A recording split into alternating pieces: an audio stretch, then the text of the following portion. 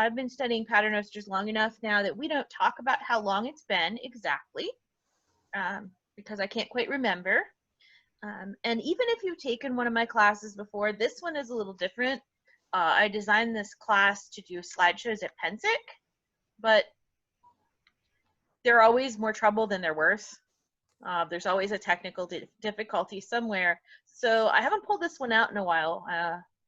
Hopefully I won't be too rusty at giving this one because it is structured a little differently to take full advantage of the fact that I can have all the pictures. So for those of you, a couple of you I can see on camera, can you nod or give me a thumbs up that you can see my start of my slideshow?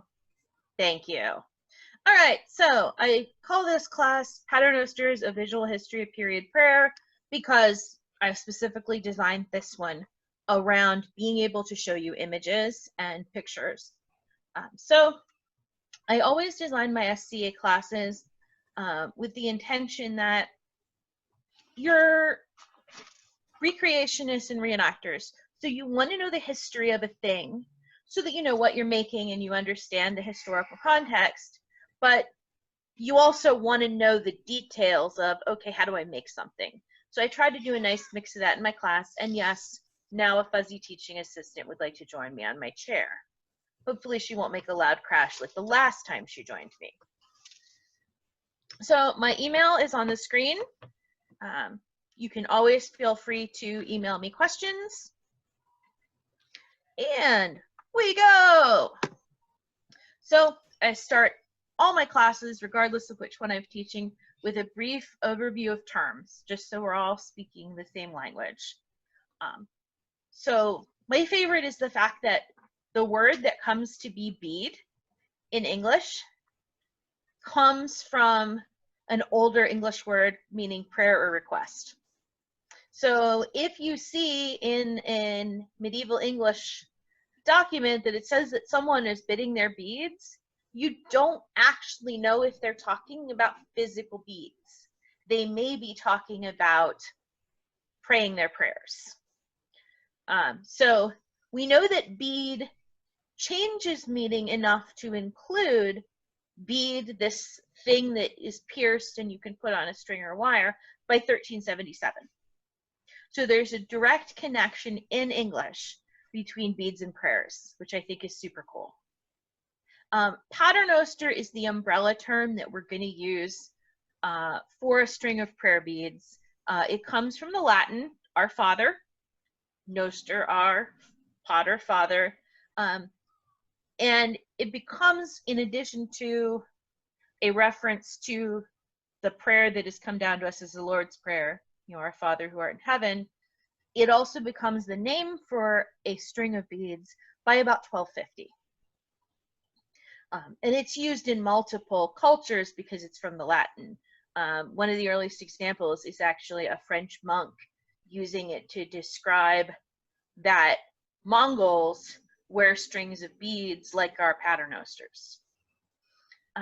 And then I've listed for you, if you get interested enough in this that you want to go look up things yourself, the next grouping of words is just all different words and phrases that I have found that mean beads that aren't derived from rosaries. So a chaplet, a psalter. There's a lot of use in English, particularly of a pair, meaning like a set, just like a pair of pants. Beads, Bechner, the last one there, that is what you need to find prayer beads for Austrian German. If you go looking in an Austrian site for Rosenkranz, you don't find them. You need Bechner. And then I always clarify that the rosary, which is the set of prayer beads that most modern people are familiar with, isn't standardized until the Council of Trent in the 1560s. The idea of the rosary comes in the early part of the 1400s, but it's not standardized. So when you see rosary in medieval and Renaissance documents, they don't necessarily mean the rosary that you think of in the Catholic Church today.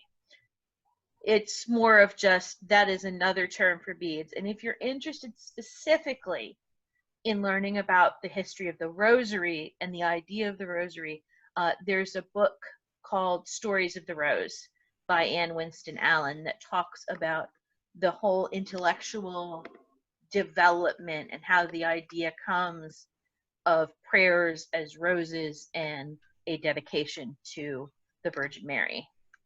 Hi, you cannot be a teaching assistant either, Melody. Now, Melody would like to join the class. We'll have all the cats by the end of the class. All right. So like I said, I structure this class a little differently. And one of the things I want to talk about when I'm showing you images is one of the most important factors in what we have as artifacts today is what got preserved. So I've given you 3 images on the screen. How do you know when you find an artifact if it's a set of prayer beads? So this gold colored one near the top of the screen, that's a bead that's in the Museum of London. And if you can look the whole way around it, there aren't a lot of good pictures of it. It's actually tri-lobed and it says Gloria. Great. They looked at it, they said, yeah, we're pretty sure this has to do with a rosary. We'll call this a rosary bead. Ignore the fact that the rosary wasn't standardized by then. That's what they call it. Below that, you've got a jet piece, probably was a terminal or hung off of a set of prayer beads. And they're pretty sure that because, well, it's got St. James carved on it, including his scallop shell. They're like, great, we're pretty sure that this is a religious bead. But then I put on the other side for you this Italian piece. That is a set of prayer beads from the early 17th century. And you notice what those beads mostly have in common? They're round. So when you find just a bunch of round beads, unless you have some other historical context for them, people don't necessarily know, oh yeah, this is a set of prayer beads versus this was some other use of beads. So when you're doing research, remember to look beyond just what they classify as paternosters. You may want to look at what they classify as beads. I've been working on a bigger project with that in English archaeological digs. If it's a bead from the right time frame that I know they had paternosters, I'm including it in my list, and I'm starting to incorporate those in my research. But one of the big things is if you just look for information on prayer beads, paternoster beads, rosary beads, what gets preserved is not necessarily reflective of what they actually looked like.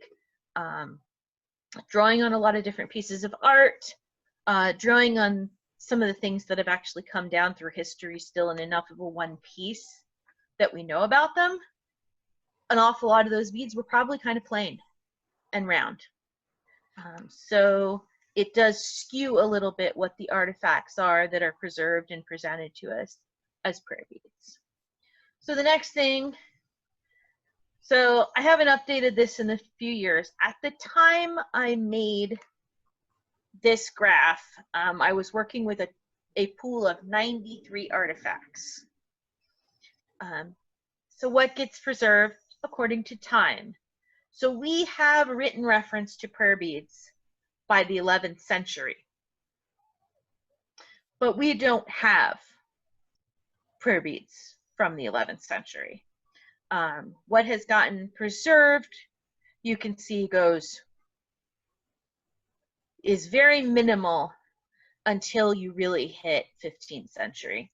And like I said, that was working with a pool of 93. I have expanded mine some more and I need to look at it, but the shape of the graph has not changed. There is still not a lot left from the early part of the period we're talking about. And I included my number of paternosters that I included artifacts. If I had 5 or more beads as a group, I counted that. So I'm also being awfully liberal with my definition because most of the written examples and the ones depicted in art aren't less than 10.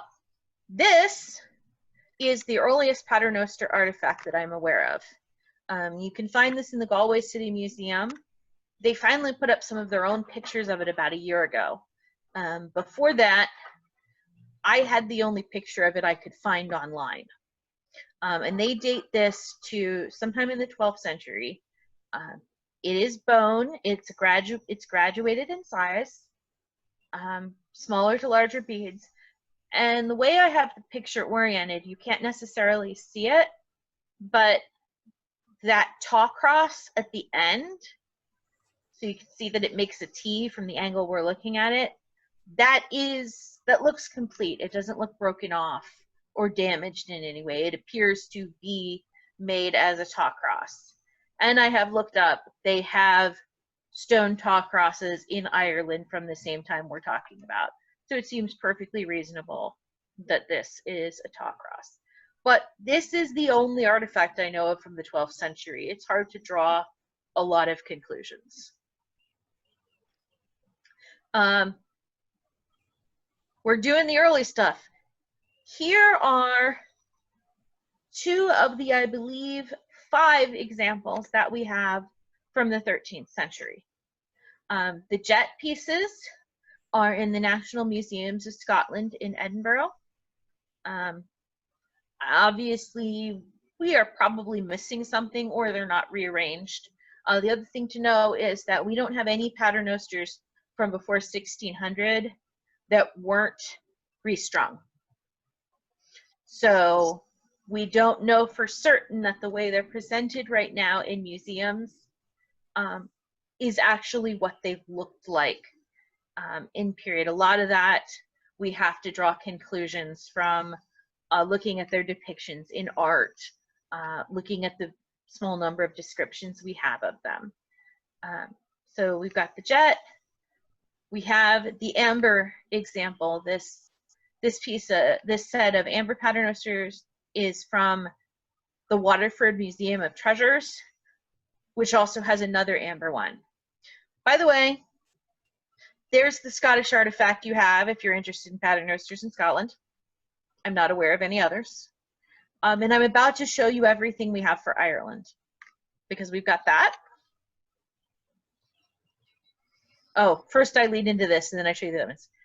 So where paternosters were preserved, we're also talking about a wildly uneven set of information. Most of what was preserved is from Northern Europe. And you can see I listed how I classified that. At the time I was working with that same pool of 93, there's one that we don't have an origin for, so I had to leave it out.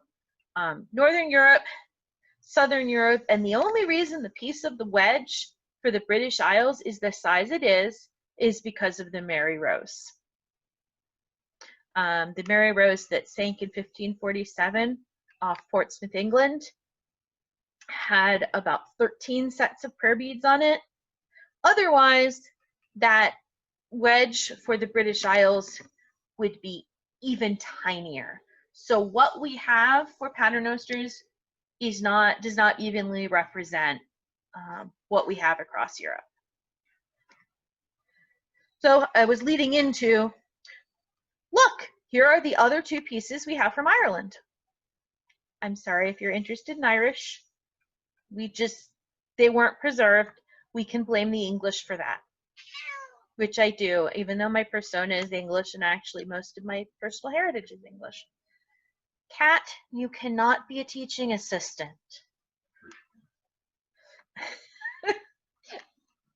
As you can see, almost all of our pieces that are preserved from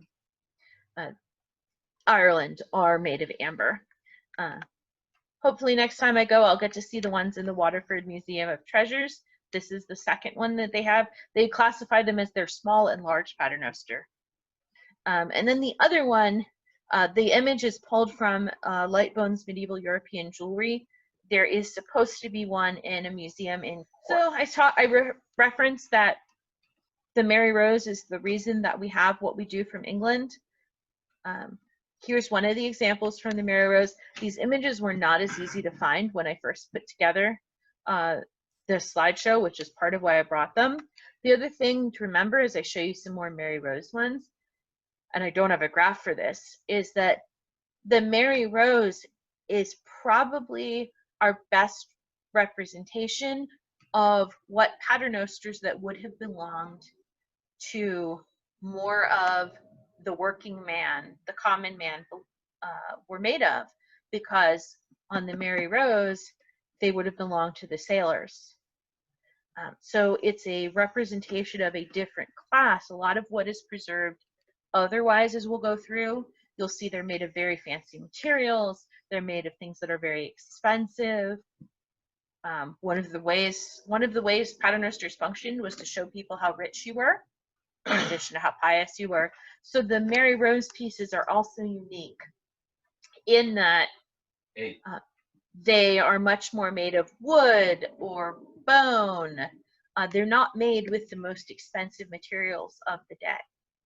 Without the Mary Rose paternosters, I believe we have about 5 artifacts from England. We know there were a lot more because we have a document from 1600 where Elizabeth I had the contents of the Tower of London completely inventoried and valued. And in there was a long list of all of the confiscated rosaries, because by then they would have been referred to as rosaries in England. All of the confiscated ones and how much they were worth and what precious stones they were made of. And there's this inventory saying how much they're worth, and then they disappear, probably off to be remade into something else more socially acceptable. Here's another wooden rosary from aboard the Mary Rose. Total side note, if you ever get a chance to go to the Mary Rose Museum, if you are remotely interested in 16th century England or sailing, or things like religion or archery, any of the things that are covered in there, you should totally go. It's awesome. I have now gotten to see all of these Mary Rose ones in person. So I was leading into by talking about the Mary Rose and how those are common man, what we preserved, in addition to being biased by location and time, is biased by value. Now, this is not a fantastic picture because it's from like the late 70s. But this particular paternoster is supposed to be in Munich. That is made of emeralds, including that big emerald drop at the end. The god beads that you see are made of gold, as well as the little spacers between the beads, and they're all set with diamonds. Pretty much overall, you were going to use the absolute most extravagant, expensive pieces you could. Part of that is because paternosters were at least initially exempt from sumptuary laws. This changes in some places. By the mid-13th century, there are some city-states in Italy that have to pass laws telling monks that you can't own things made of amber or coral because, well, poverty, without poverty. But pretty much overall, when I teach my class, I say that paternosters serve 3 purposes. They are functional. They allow you to count your prayers. They also show everybody else how rich you are and how religious you are. So this is show everybody how rich you are.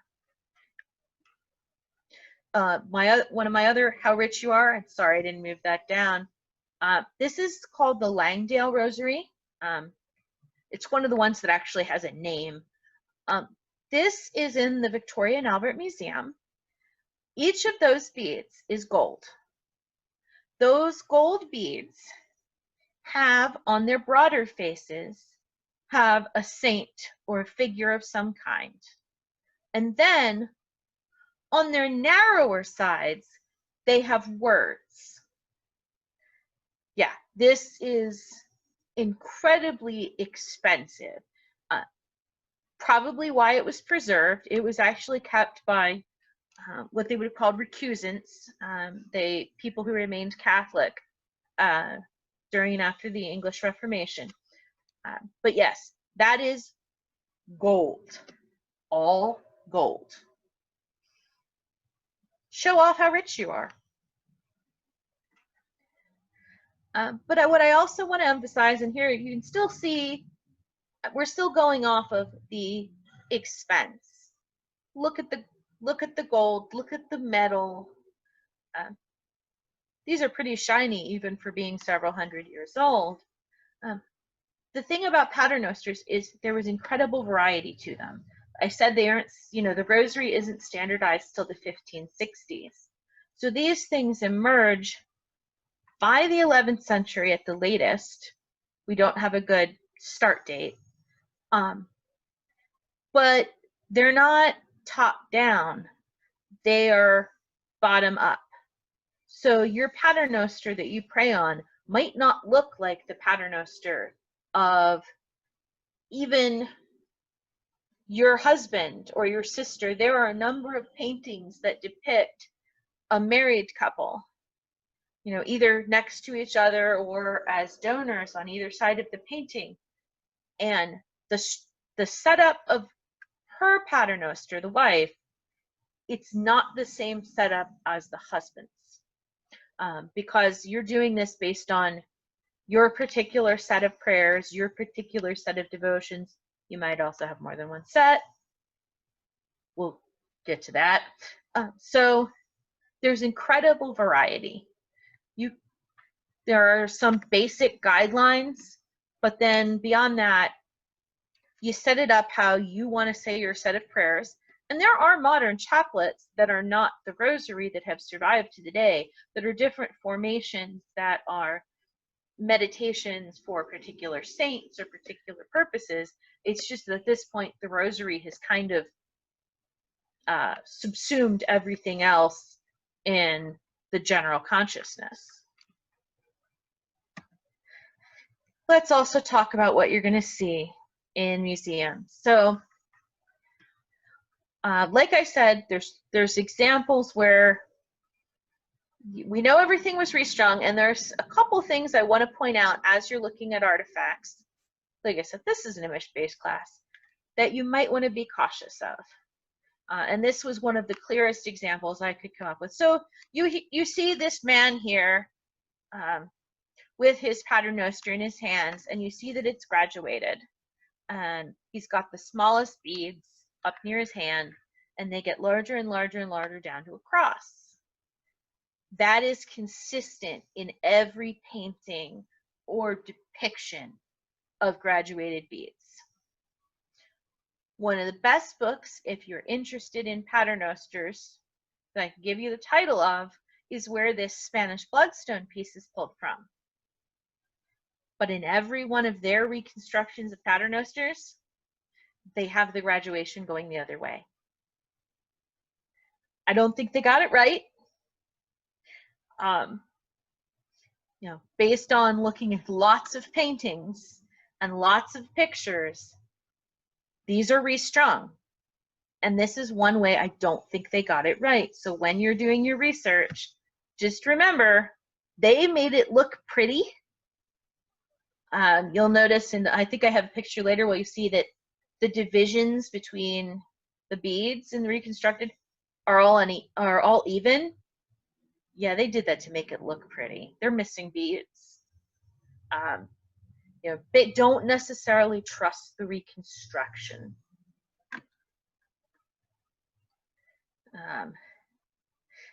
Here's another one. So here are two examples that are. So you have this. Here's the Bechner. This one's supposed to be in Salzburg. And if you look at the beads, they don't look quite right. And then you count, and you realize they put the beads back together to make it so that there is an even number. First, you got the 3 at the end, which is not standardized within SCA period. And then you look and you go, oh, 5, 5, 5. Yeah, I think we're missing pieces here, and they just put them together as best they could. The wood one on the right looks so much bigger in this picture than it actually is, by the way. I have to make a new interpretation of it because I had seen pictures like this. I thought it was huge. I made a piece. Yeah, it's teeny tiny. It's maybe big enough to go around your wrist if you have a small hand. But it looked so big in the pictures. So also don't necessarily trust, and not every museum is good about putting the little ruler next to it so you can actually see, oh, this is how big it really is. And maybe everybody's not crap at dimensions, but I can't envision a dimension. I need to see it. So I want to switch now and talk a little bit. By the way, here's the graduated thing again where they're getting it wrong, I'm pretty sure. I like to talk about the anatomy of the paternoster, is what I always call it. So I call this layout a straight string. You have some sort of set of beads laid out. There's no loop to it. This shows up in paintings. It is more commonly associated with men, but it is not only for men. One of the most famous examples is Mary Tudor. When she was princess, actually had a straight string of beads like this, made of agate. So you got a straight string. I think these are fun. A lot of times these will have a ring on one end. The ring is also convenient for hanging it on a nail when you're not using it, which is how they actually get depicted in a bunch of paintings. It's a good way to sneak your paternoster in without having to hold it. And by the way, do note the little Scully without the jaw on the one. I did a class the other day that was just about skulls and skeletons and prayer beads. So then you have a loop. Now what I want you to notice about these two loops is they don't have something hanging off the end. And this structure is supported by a lot of paintings. So whether they got these two right, it is something that you see in paintings. You have a loop of some kind, and it does have a marker to it where you can tell that you got to a point, you know, where you came back around again, but you don't have anything necessarily hanging right off of it. By the way, do take note as you're going through this slideshow at some of these figural depictions in the medallions and medals. It is something that comes up a lot in the paternosters, and it's one of the hardest things to recreate for us now because it's hard to find anything that looks like that. Then we have the loop with a tail, as I call it, because these are very scientific names. This is the one that most resembles a modern rosary. You have a loop of some kind and at least one tail hanging off of it. But remember, nothing's standardized yet. So if you want something hanging off of it in the middle of every decade, sure, go for it. By the way, what I always tell people about you know, how much bling and everything should be in your paternoster, based on the written sources as well as artifacts like these. If you think it's too much, it's probably not enough yet. These would have been valuable, expensive items. So loop with a tail. This is my personal favorite because it's an oddball. There is one person I know who has made one of these. This, I call it a disc paternoster because it doesn't appear to have a name. This is a piece of fabric, and you can see some nice curator turned it over for us. And you can actually see, if you look closely at the image, that there are rings sewn onto this piece of fabric. And as you pray, you flip the ring, and then you say the next prayer and you flip the next ring. only appears in Northern European paintings. I haven't seen any of them, towards Southern Europe.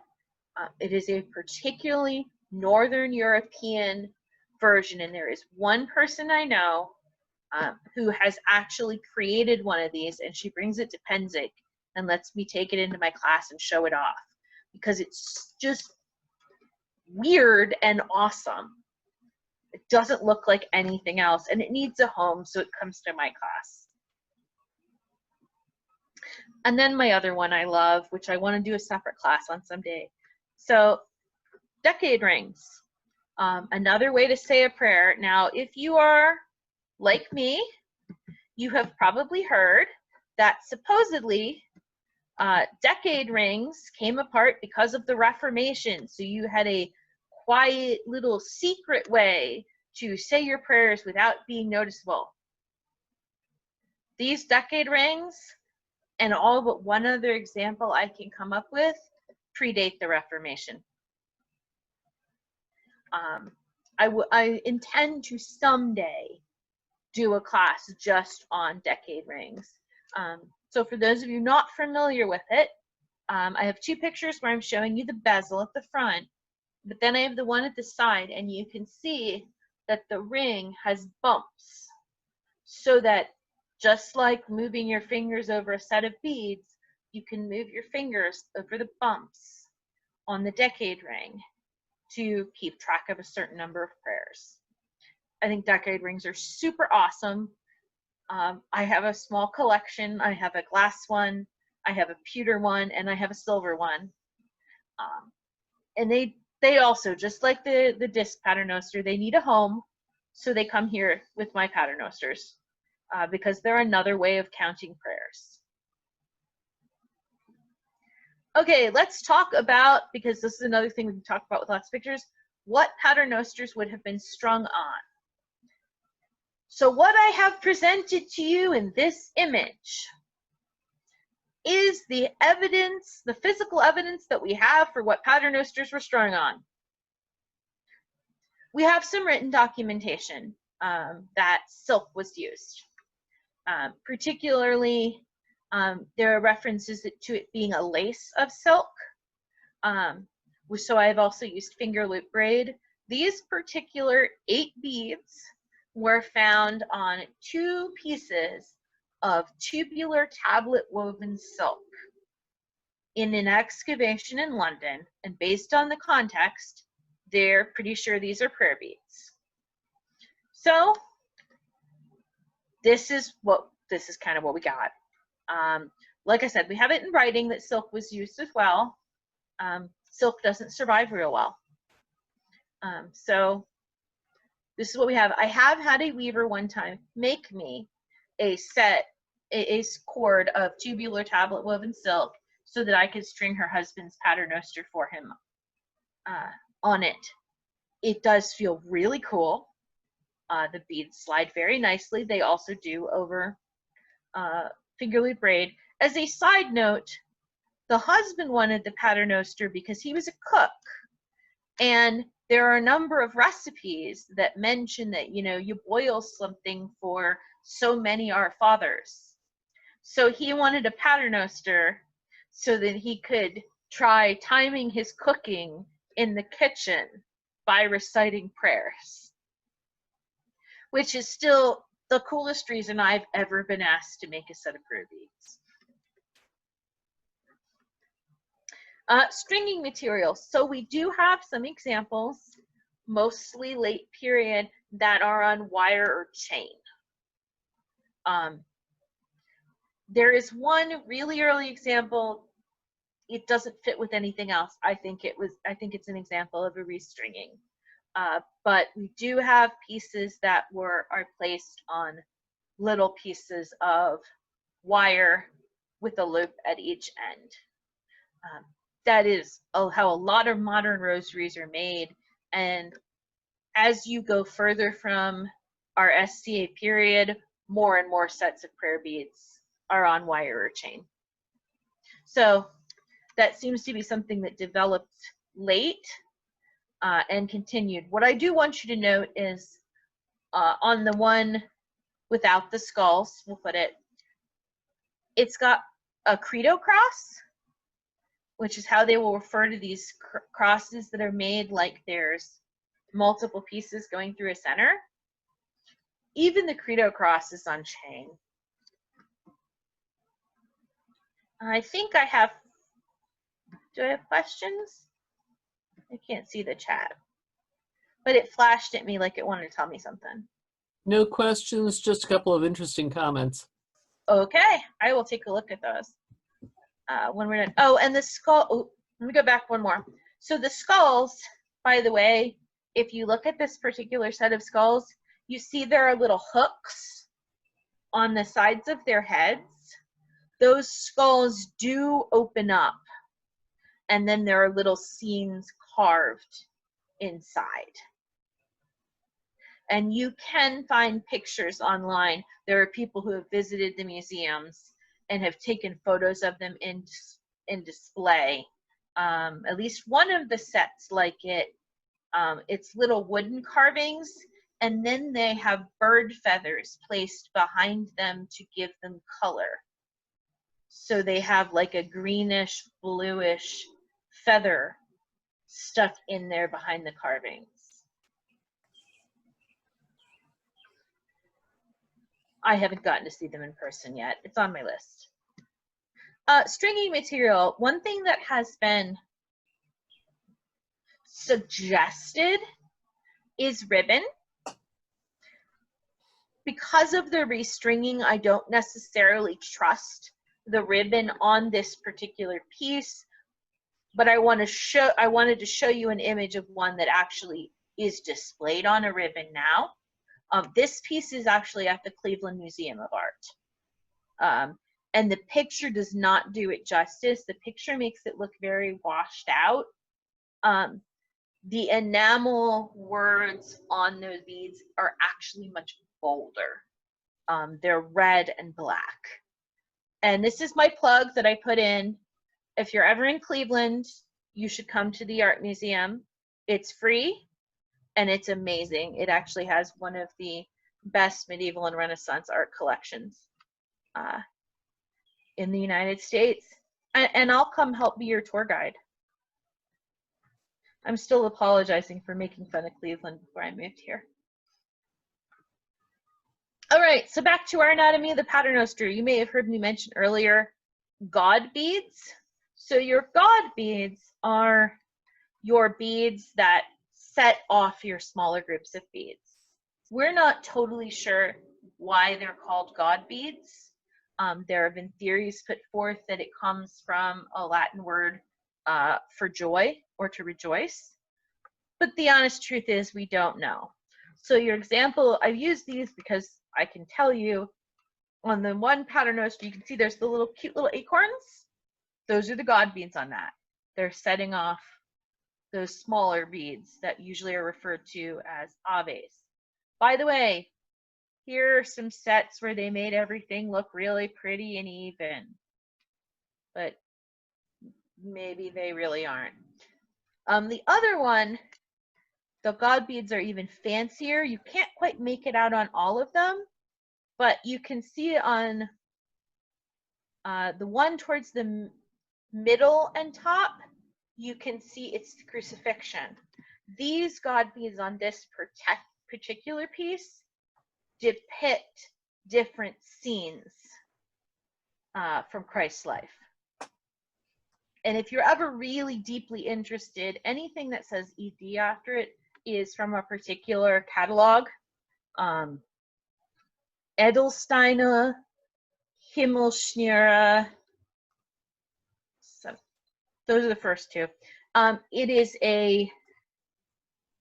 a exhibition catalog from Salzburg from 2008. And it's the most paternoster artifacts I've ever seen in a single place. And I can certainly grab the reference and get it up for you.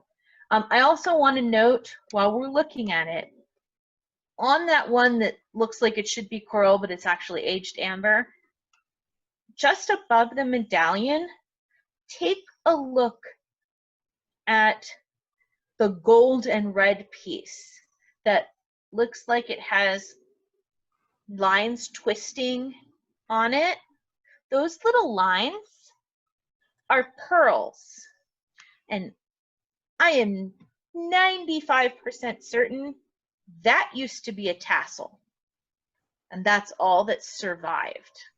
So I think we get into it later in this presentation, but if tassels are underrepresented in the artifacts, but if you look at the artwork depicting prayer beads from the medieval and Renaissance period, tassels are the most common terminal on a paternoster, hands down.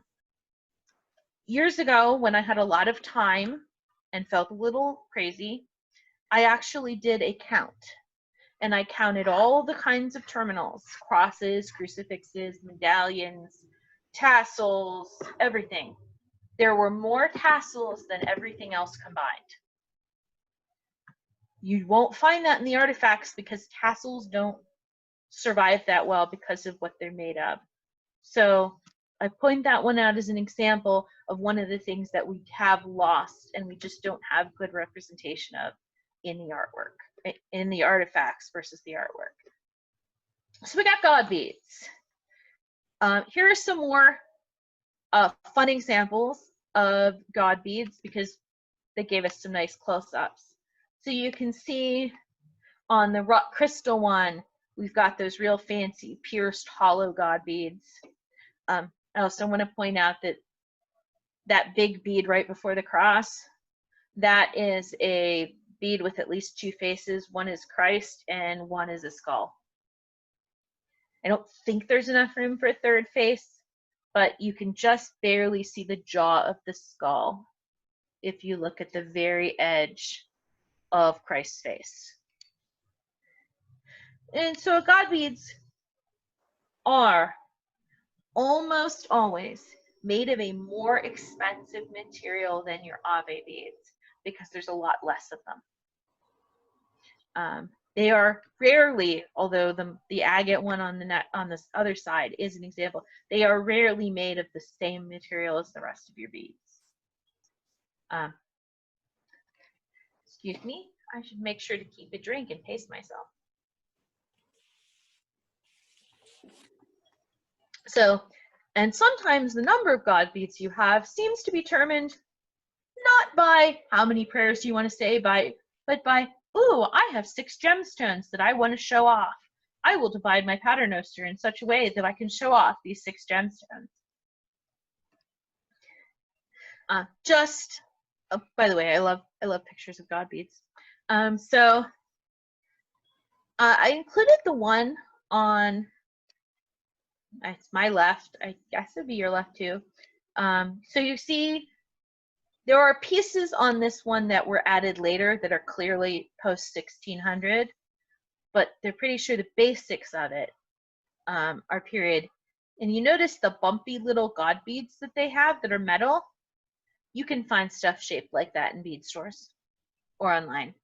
Real easy to find. The ones on the right I want you to see, you can see they're actually carved as little flowers. And what is harder to see on them is on the back of the flower, they have a symbol of the crucifixion. So they have a specific subset of God beads and paternosters that are known as 5 wounds. Paternosters are 5 wounds beads. So they may be, in your simplest form, that means you have 2 hands, 2 feet, and either a head or heart. And if you are a online shopper, you can actually buy from Billy and Charlie little pewter versions of 5 wounds beads that have little hands with this and feet with the stigmata out of pewter. Or it may be a more obscure symbol. There is one where it's like a flail and a rooster for the cock that crowed, and a spear. So not just head, hands, and feet, but maybe 5 other things that surround the crucifixion that would be on the back of these beads. More comments or questions? A question Yes. from Anya Sinova. Hello again. Sorry if I mispronounced that. Are the ones on the left holy medals, the flappy ones, I mean? They look like some I actually have. Yes, I am sure they are. There are lots of examples of different saints' medals being used. Somewhere, I actually have a list. If you've ever taken my intro class, where I list for you specific saints that I have documentation for being on the medals. And I can always share that handout once I'm not sharing the spreadsheet. I know I have it as a Google Doc that's shareable. No, Kitty, you are not a teaching assistant. My husband's encouraging the cat. I'm sorry. Bead shapes. So we talked about this a little earlier when I talked about artifacts, that there are lots and lots of bead shapes that I have documentation for. My personal favorite of the list of unusual ones is heads of John the Baptist. I mean, there are oblong and like diamond shapes. There are supposed to be ones that are shaped like little silver towers. But all in all, the most common one that comes up over and over again is round, followed by ovaloid and like donut or ring shaped. Those are what's really common. The other stuff is fancier. More questions or comments? Oop, I jumped.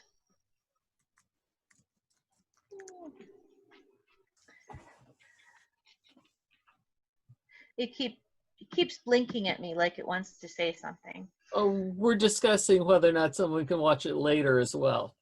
Ah, yes.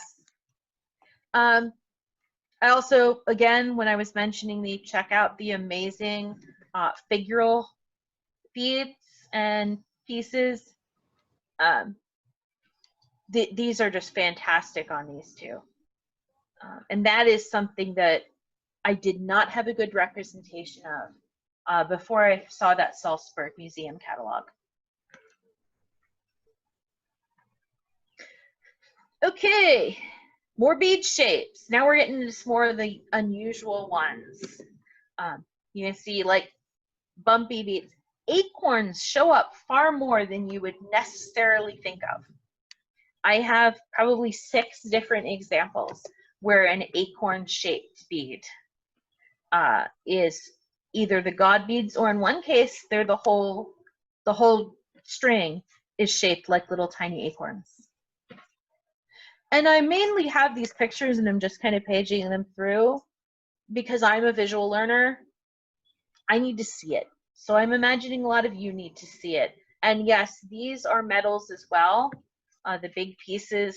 Some of them have various levels of poor or hard to see engraving. A question. Yes. We have someone saying, what's up with that? The acorns, I mean. Why are there acorns? I have had someone tell me that there is a religious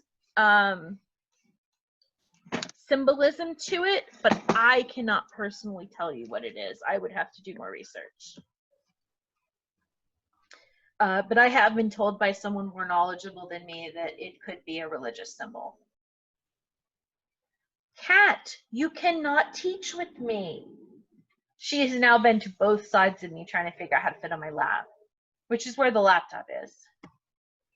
Awesome bead shapes, by the way.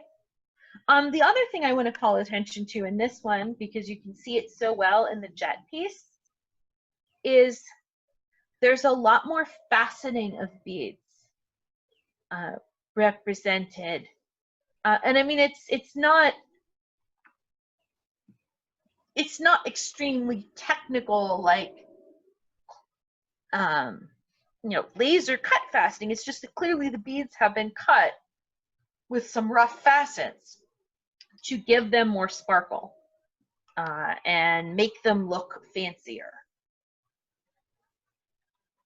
By the way, I am just getting mad at the entire time I'm trying to teach here.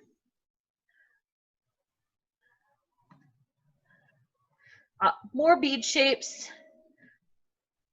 By the way, the melons of the not strictly round donut or oval, that sort of melon shape comes up more than a lot of others. And if any of you have noticed that on a lot of these you can see a little thing that looks like a zip tie, that's where they have the number, the catalog number for the piece. Especially when you're looking at these very close up, they become really obvious. And you can actually see on the German ivory one that I have here that the God beads are not made of any different material. They're not even shaped differently. They might be slightly larger, and they've used little spacer beads to set them off from the rest of the beads. And yes, by the way, there is documentation for spacer beads, either to set off your gods from the rest of your beads or just in between all of your beads. But they sound cooler in German because in German, because Germans like compound words, they're called Zwischenperlen, which is beads between. And one cat has figured out the secret of getting into this class and is now on my shoulder. Yeah, we are at the pretty much the here, let me show you lots of pretty pictures point of the class. I want to point out my actual favorite, one of my favorite pieces of little metal work is, you can see in 2.12, you can see the little star hanging down from the top of the metal piece, because that is the wise men coming to see the Christ child. Cat, you do not drink Coca-Cola.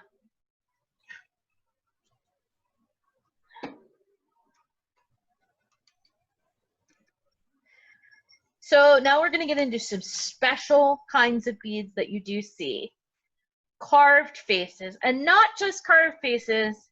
I refer to these as death's heads beads, or the memento mori. These pictures are two sides of the same bead. So, and this comes up a lot. I brought these up in my skulls and skeletons class. You do see a fair number of paternosters that have some sort of a skull worked into them as a reminder of death and its inevitability and the need to look after your soul. So, carved faces. But you don't need to limit yourself to just 2 faces. You could have 3 or more. I am pretty certain that 2.223 has a 3rd face, but nobody bothered to take a picture of it and put it in the exhibition catalog for me. So, sorry, I can't tell you what the 3rd face is. Usually if there's 3 faces, it's either a person, Christ, and a skull, or it is a young healthy man, a sick old man, and a skull, or the same with a woman. Then the little one with the not so good looking guy in the center here, I like best because in addition to the sick man and the skeleton, you have the little monsters that look somehow like modern cartoon monsters in a really cool way.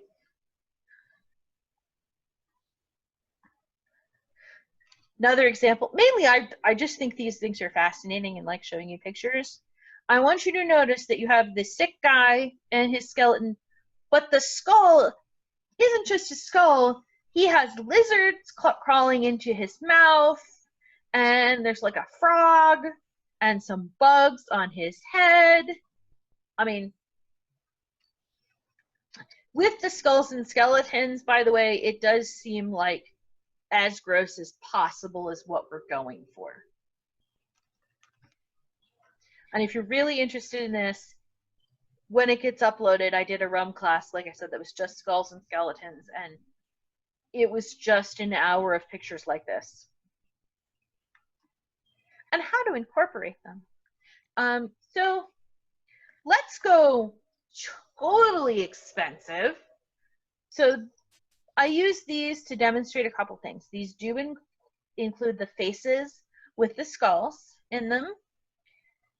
They are also unbelievable works of art, which shows off how expensive they would be. Cat, you are not a teacher. So these pieces are actually both in Paris, and someday I would love to see them. These are obviously, this is showing off how rich you are. Another piece, in addition to using the skulls and skeletons, you have a lot of rings that are used in the sets of prayer beads. And when I say rings, we're talking everything from a simple band to rings with stones, signet rings. There is an example in art that I've never seen in person, but it's actually 2 interlocking rings that are used to hold the paternoster.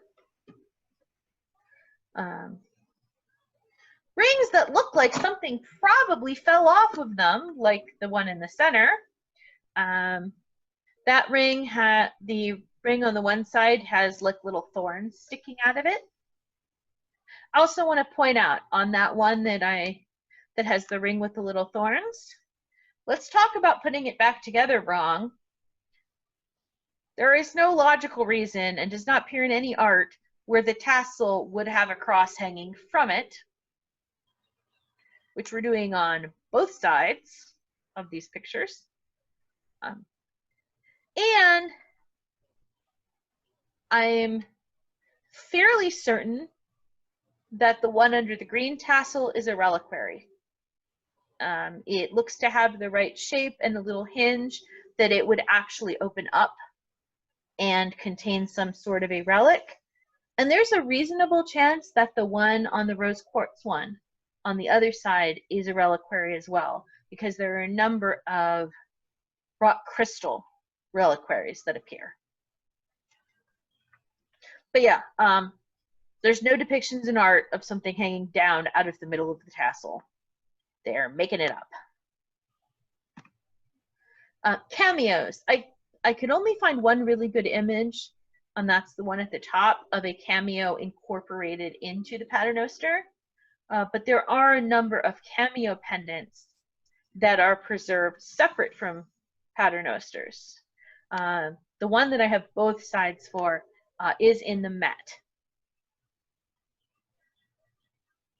And it's just one of the most stunningly beautiful things I've ever seen.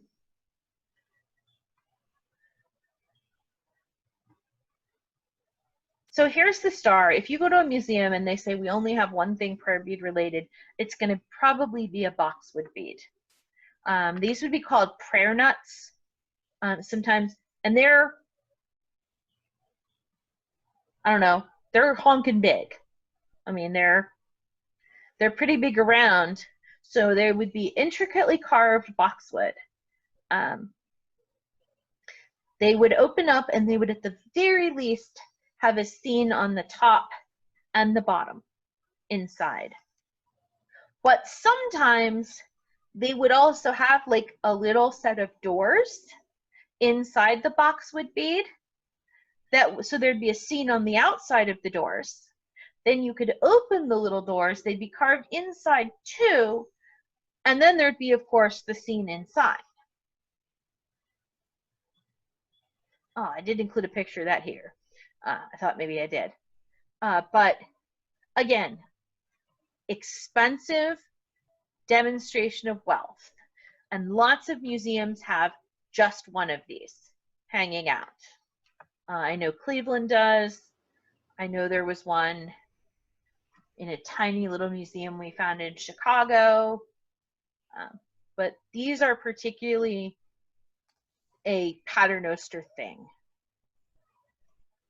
Crosses. So I just want to remind you that if you want to use a cross in your paternoster, you don't have to limit yourself. You can have a tall cross like this one. On the other side, I mean, we really have at least a trifecta of awesome. We have the little crown skull, we have the cross at the bottom, and I want to point out to you, if you look between the skull and the cross, that cross below it, those are crossed bones, because you can see the little round ends to the bones. I mean, he's one of my favorites. How can you say no to him? But there's lots of examples of different shapes of crosses.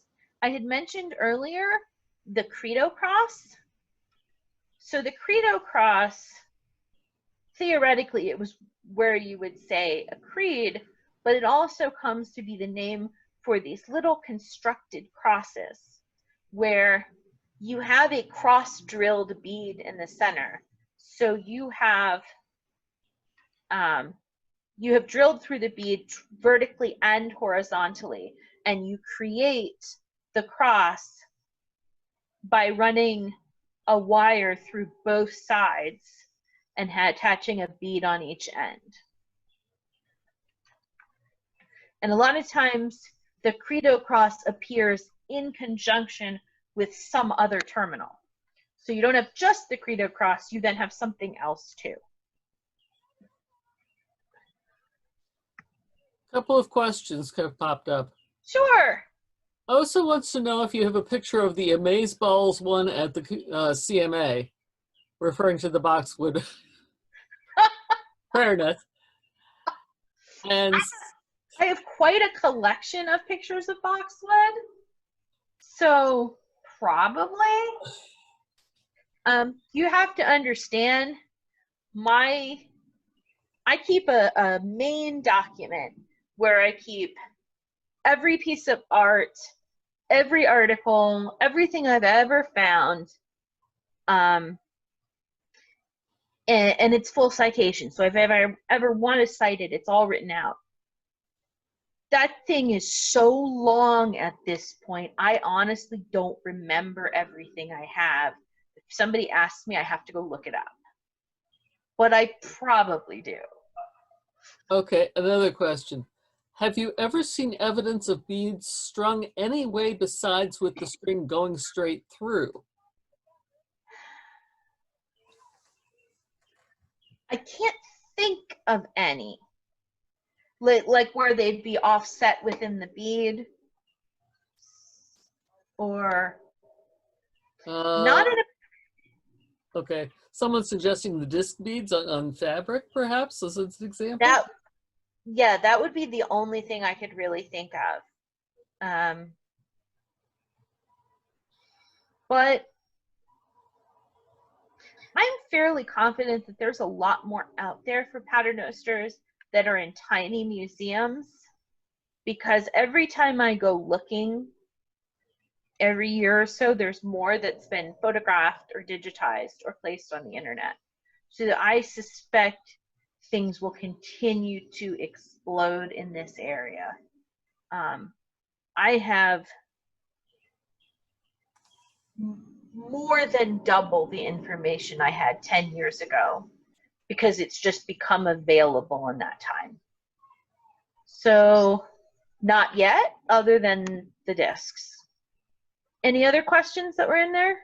Yeah. Shelley Harner has just commented, there are 2 museum books with similar titles on boxwood prayer nets called Small Worlds that were collaborative efforts to document and picture the vast collection of boxwoods. I have heard of those, but I do not have one at either book yet. Okay, and Sarah Warner says, I was thinking of a modern rosary I own with the beads basically sideways, so I can spin them at the same direction I'm going from bead to bead.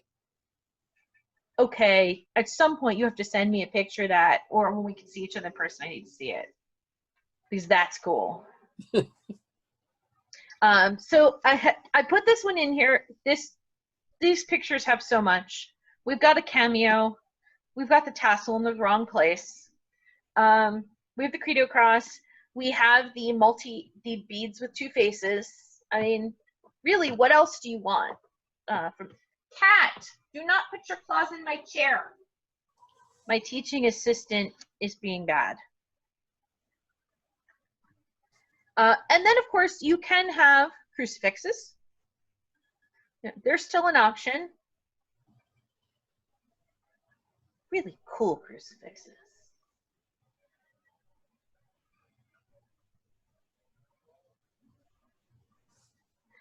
Here's two more examples of these crucifixes. These are both in the National Museum of Scotland. I did get to see these. I want to point out to you on the gold one that has the pearls and everything, if you look very carefully below Christ's feet, there's a little skull. And that actually comes up with some frequency. It's not like on every crucifix, but you will find the little skull below Christ's feet if you look for it. It is purportedly that there was a medieval legend that the Garden of Eden was at the same place that Golgotha was. And so the skull supposedly is to represent Adam. You can actually find occasionally a modern crucifix with it on there, but boy, as soon as they show up on eBay, the prices just go through the roof. As soon as you point out the skulls there, everybody wants it. I just wanted to show you your cool crucifix possibilities. I wish I could get I need a new picture of the one from the Louvre in color, because you've got like the little enamel figure and everything, and there's amethyst and pearls, and this just doesn't even do it justice. By the way, little face on the bottom of the one. The one that's listed as Italian coral, that's because it's a close-up of one. There is a little face on that one at the bottom. Not quite a skull, but he's got a little face there.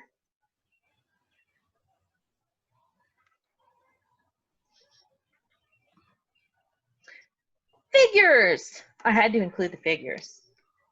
So you don't need to, you aren't limited to just a medal of a saint. If you can somehow find a little actual three-dimensional figure of a saint, you can incorporate them into your paternoster. I have found one time a few little figures on eBay that were representing the evangelists, and I have them purchased and waiting for just the right project. This is also how I learned that there's a special term in German for depictions of Christ with his mother and grandmother. Anselmdrit specifically refers to that depiction. It's weird, don't ask.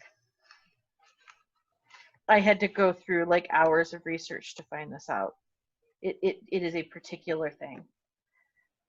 I love these little guys. They're just so cute. So you can I like the little figures in the arches. Here's more figures. And then you have the figure that's actually made out of mother of pearl.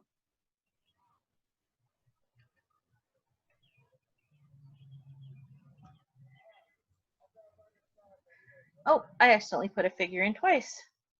It's just because I like the depiction of the saint stabbing whatever the creature is at his feet.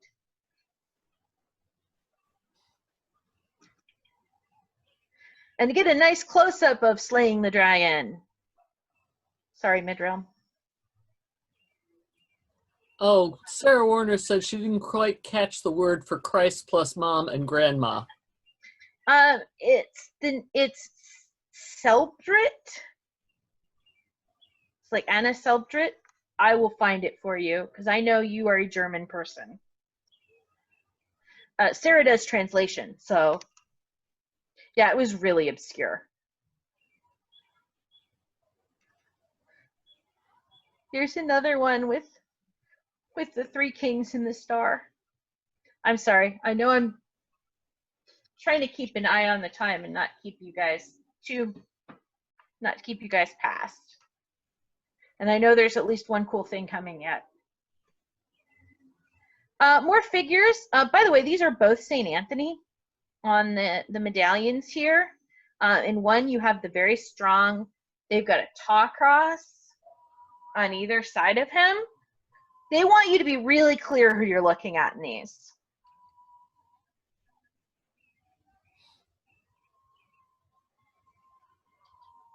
Really cool medallion. And a close-up of that, what's remaining of the tassel, where you can really see that there's like pearls stitched in there. And what looks like, it looks like it's just the knot, and everything under it has rotted away.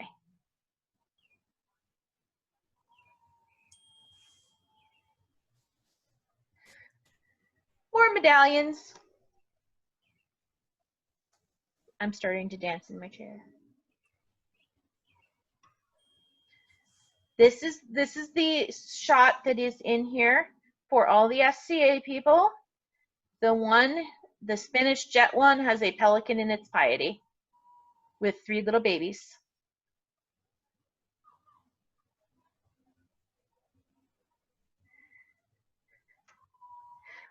There is nothing easy to find that looks anything like this particular variety of metals, which is why I've put so many images in. Pilgrim's badges. So if you have Pilgrim's badges, you too can include them in your paternoster.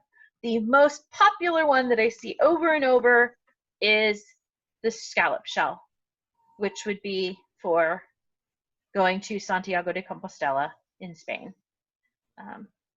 And there is an example of one that's in like a treasury in Switzerland.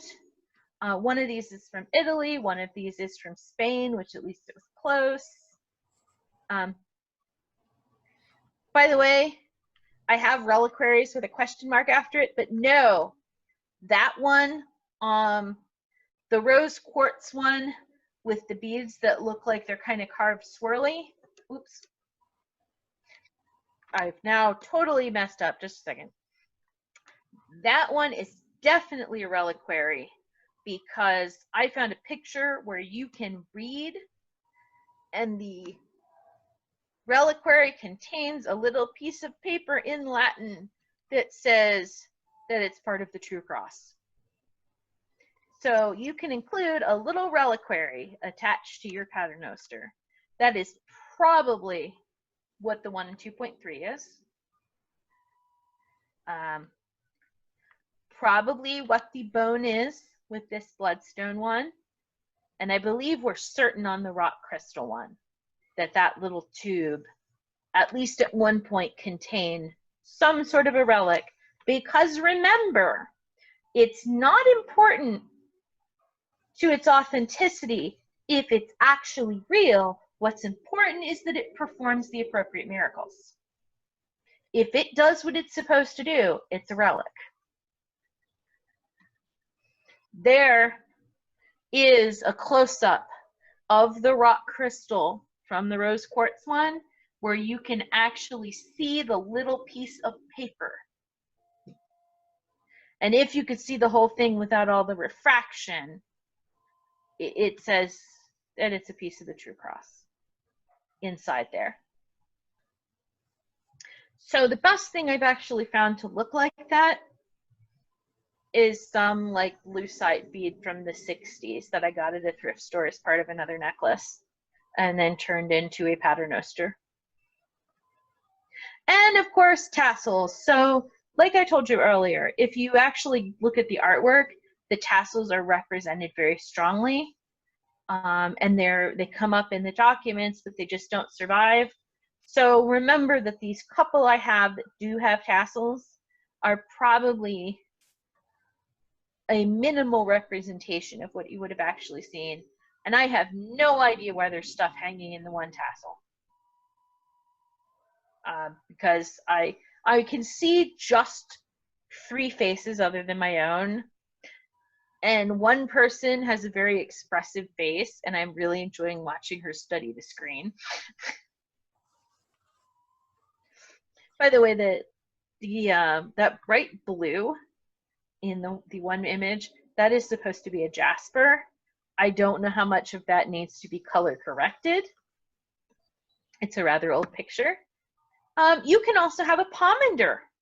So if things smell bad, you can have a pomander on your paternoster. And not so easy to get the variety on the one side, but with all of the different little scent beads they've come out with in the past couple of years, it's now a lot easier to get some sort of a bead that opens, that you could get to look like one of these pomanders. Before they were selling those, I found you could find some big magnetic clasps that would fake it pretty well. I am an expert on faking when I can't find what I want. More examples. The one on with its crude squarish could be a pomander, could be a reliquary, hard to say. But either way, it does look like it has a little latch that can open. I also want to point out that the agate one with the definite pomander also has a scallop shell carved out of agate hanging from it. And remember I said that if you thought you wanted more than one thing and you just couldn't decide, you don't have to. Yes, I told you things were restrung post-period, but there are depictions in art and there are mentions in some documents that indicate that something like this, where you just couldn't pick a metal so you put them all on, is perfectly legitimate. I particularly like the one that looks like a little dagger. No accounting for my taste. But if you can't decide what to hang off your paternoster, you can just hang everything. Another question. Yes. Do any of the shells seem to be actual seashells from Santiago? 2 different questions. Do any of them seem to be from Santiago? Probably, in the sense that we know that they had like things carved out of other materials. I have not seen one that is an actual seashell.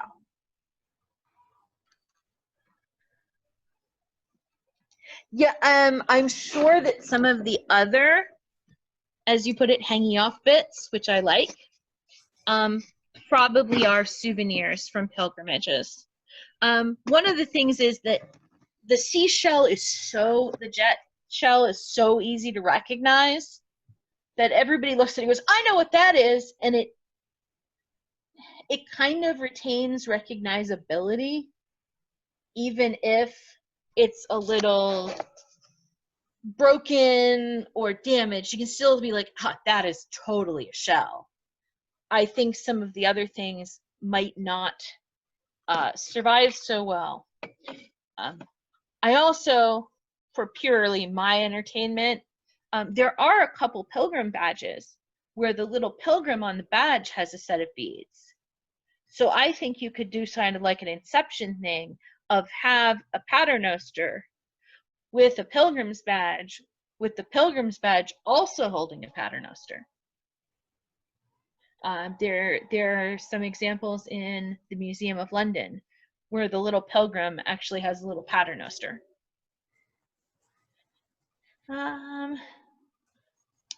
I do eventually. Yes, St. George is probably the one stabbing the dragon in there. I mean, if anybody else has any other questions, I would be happy to answer them. Sorry, I'm still a little...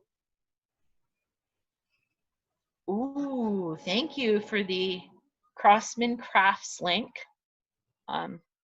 Like I said, for SCA people interested in getting little replica pieces, Billy and Charlie sell a number of pieces that are based on either documents or or actual artifacts. They definitely sell little towers. They sell the little hands and feet and heart with a stigmata.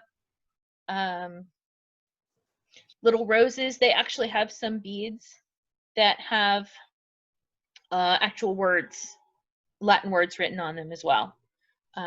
Because we don't need to talk about how much of my pen budget goes to pewter. That's really nothing we need to discuss. Yes, Discount Catholic. I actually have a set of their modern saints medals, but I still use them. I have a set that I bought at St. Patrick's Cathedral in Dublin. And I have only used one of them at this point to make a gift for a particular friend who I knew would find that meaningful. I also have intention to, I have some water from one of St. Bridget's wells in Ireland that I intend to put into a little ampulla and actually put on a paternoster.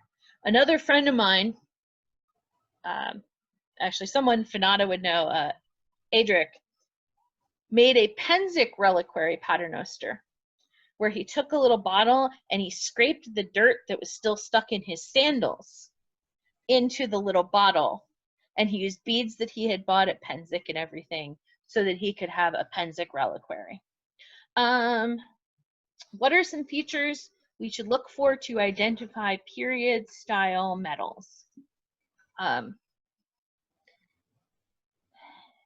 real challenge is pictures. I would say you want to get a look at as many pictures as possible. I mean, a lot of them do still have like the profile, either the bust or the head of the saint on them. And honestly, with as tiny as a paternoster is, if they're looking at it that closely, I certainly hope you know them or you invited them to, because from any more than a foot or two away, they're not going to be able to tell if it's a modern medal or a period looking one. Yes, you're a nerd. I mean, part of it is you don't want, any of the miraculous medals are too late. I have managed to find some St. Benedict's that have like a cross on the back. So you do see a lot of, here's the saint's face on one side. You're looking for something on the back that isn't blatantly post-period, which is what you're going to get with the miraculous medal, or any of the ones that have a date on it that is, or that flowery, like it'll have a little flower and then you're like, so-and-so, pray for me. Those just don't look right. And they look modern to you even now without asking me. So you're looking for something more like a cross on the back, or maybe some sort of a geometric pattern. And look at more images. And I can certainly, I might have a lot of images on like a PDF versus, on a book. Yeah, popular depictions in art that repeat on the holy medals, exactly. The more pictures you look at, the better you can make a judgment call. And if you want to email me, like I said, I might have some things that I could share with you that might not totally follow copyright, but if you can't get the book yourself, I'd be happy to help. A medal with two saints on the sides. It's not going to look like a modern one. You're not going to have that obtrusively modern side to it. Did Protestants ever use beads in periods? Well, that's complicated. My most in-depth study has been England. And the answer is absolutely. England is a bit of an oddball case because the Reformation in England is very top-down, because it was the king who said, forget it, Pope, you're out. So in England, you have a very clear conflation of beads are Catholic. You know, and you definitely see a transition where it's no longer paternosters, they're rosaries. And there's even like pamphlets of, here are sketches of these Catholic things that are being smuggled into England, so you know how to identify them. But I still find them in lay people's wills until it gets really dangerous to have them. I mean, really up through the early 1570s, I'm still seeing beads being left. It's really when it gets to the point of people are getting hung and their heads chopped off that then they kind of go away. But there's even there is a, it's not really a travel journal, but it's something like that from the late 1570s, where the guy says, you know, I talked to this old lady in Durham and I asked her if she still uses rosary beads, and she said, well, yeah, just like everybody else. So it's going to be regionally dependent. I imagine in England, the further away you were from the court and from it being politically unsmart to have beads, the more you could stick to them. And the English Reformation is, boy, a hot topic. If you think people argue about things in American history. There does seem to be, from what I've seen, beads are one of those things that gets picked up as a specifically Catholic symbol. So it does seem to be something that, as the Reformation goes, it's one of the things that we split on. That beads are become Catholic, and you see in the German paintings of people who were Catholic, the beads get almost impossibly huge. Like they're as big as the guy's fist, because part of the message of this painting is that they are Catholic and pious. So, but I don't think it's like a switch. It's more of a, how does the Reformation impact your particular persona in a place and time? Do you keep the beads or do you abandon them? So it's complicated, but I know particularly in England, it seems like people really clung to the beads because it was familiar. And if you weren't involved in what was going on with like the court, you're going to keep going to church and doing things as close to the way that you're used to for a long time. What country were the disc beads from? Like I said, they're all Northern Europe. I believe I've got Germany and modern Germany and Austria represented so far. Possibly into Belgium. There are a couple different pieces of art that contain them, and there are about 2 sets that exist in museums. Anything else? I hope you all enjoyed it. This is totally my geek that I love talking about, and I'm happy to talk about until you all get tired of me. I'm glad you enjoyed it. I felt a little disjointed. I haven't taught this one in a while. I am always happy to teach. I'm always happy to chat about beads. I've immersed myself in this over more than 10 years. Hi, little guy. All right. If nobody has any other questions, yep. And my class that I taught on skulls and skeletons should be going up on the RUM YouTube. And I'm around. I teach a lot. Hi. Did you enjoy your first class? He'll earn his RUM degree before he's 5. Thank you all so very much for joining me. If you have any questions, and I'll put the title of the book that I was talking about, as well as link to my introductory handout on the event page for this. So even though if it's past, if you're going to past events, you'll still be able to get to it. Thank you, Elizabeth. Thank you so much. You're welcome. Thanks everybody for coming. Okay, hopefully we'll get to see each other in person soon. It'll be nice. Take care, everyone.